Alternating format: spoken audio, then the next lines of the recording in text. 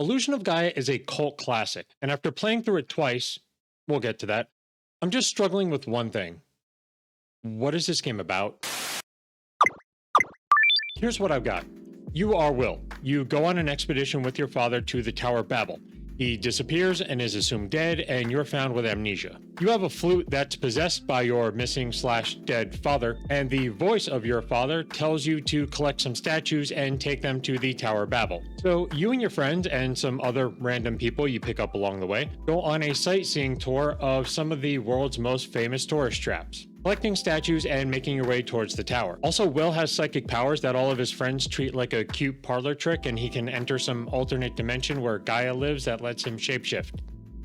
Because he's not human, I think. See, there's this comet that affects evolution on Earth, and Will is from the Earth from before the comet was affecting its evolution. And so in the end, you kill the comet to correct the Earth back to evolving into our world, actually. And all of Will and his friends are there, but they all have amnesia, so none of them know each other. Also, everyone has slaves. I don't know what that has to do with the story, but there is definitely a human trafficking theme that runs through this whole game. After I finished this game, I went onto social media to see if anyone understood it any better than I did, and I was comforted to find out that most people didn't really know entirely what the game was about, but all agreed that if you don't understand anything, it was probably just magic. So let's just roll with that. But migraine-inducing story aside, Illusion of Gaia has some great gameplay. For 90% of the game, you're switching between Will and the Dark Knight Fredan. Fredan does more damage, but Will has a flute that can play music, and wind will actually visibly blow his hair around, which is used for solving puzzles. And the game has some really interesting puzzles. The Sky Garden was a standout. It's a dungeon where at certain parts it lets you jump between the top side and the bottom side to progress. Will and Fredan also get different abilities. Will has a slide that lets him get under spaces, and he has a tornado that lets him get over ramps. While Fredan's are more attack focused, like firing an energy ball or creating an earthquake that stuns enemies. So you need to know when to use which character to progress, and it adds to the whole puzzle nature of the game. Will is clearly the more puzzle solve focused character, while Fredan is the heavy combat guy. And this is a very combat heavy game. And it's not just combat for the sake of combat. Illusion of Gaia is not an RPG. It has some RPG elements, but it is an action game with an overly complicated story. So you don't progress through XP, you progress through clearing out every enemy in an area. When you enter an area, you can open your map to see where the enemies are and where the chests are, and also how many enemies are in the area. When all the enemies are dead, you get a boost to your health, your damage, or your defense.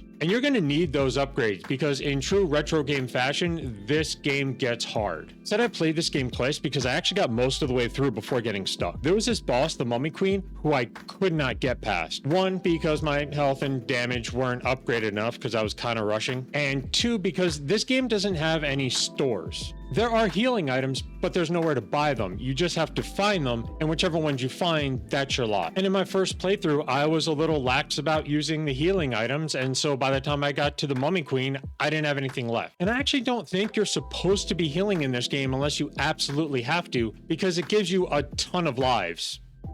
Kind of. Every time you kill an enemy, they drop an orb. When you collect 100 orbs, you get a new life. So I think the game just wants you to die and then respawn while hoarding healing items like the most boring dragon in all of fantasy. So I started the game over. I killed every enemy, I kicked every rock, I rifled through every drawer looking for any advantage I could get, which also helped me out because then I found more red jewels. The closest thing this game has to a store is the red jewel shop. Hidden throughout the game are red jewels, and in every town there is a trader who is willing to trade those jewels for a power-up or stronger stats or one single healing herb. My bounty doth overflow. And speaking of overflowing, this game has too many characters, most of whom don't do anything. Take Will's friends. Lance lost his father on the same expedition that Will lost his father. Lance then falls in love with the first woman he meets, Lily, and they forget the whole world-saving business and go off to live on an island together. Seth has crap parents. He joined you on your trip, I assume, just to get away from them, and then he gets eaten by a fish pretty early in the story. Eric is a spoiled rich kid who grows to be slightly less of a spoiled rich kid. Neil is Will's cousin, whose job is to fly the main character from place to place sometimes. Kara, who is probably the only character in this game who gets something of a story arc. Kara is a princess who is getting tired of the spoiled rich life and feels like her father is becoming more and more cruel, so she decides to escape the palace. This is when she runs into Will and they leave the palace together. Kara's naivety and stubbornness really gets the group into a lot of trouble, but as the game goes on, she becomes more capable and street smart. Also, she's a descendant of the ancient Light Knight, and she joins with Will to help fight the comet. There's a lot of this game that you can figure out, and some other stuff you just have to go, all right. And that kind of sums up my entire experience with the game.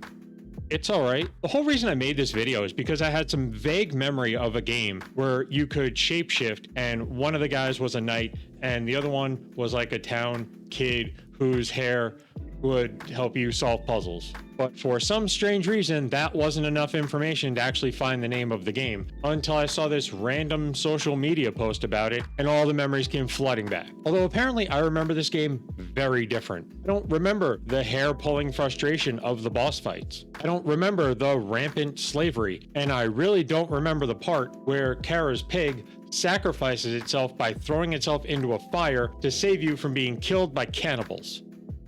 This game is weird and confusing, and at points very dark, and at other points kind of childish. But if you're the kind of hardcore completionist who isn't happy until every enemy is dead, every corner is searched, and you don't mind a challenge, well, have I got a game for you. I'll see you next time.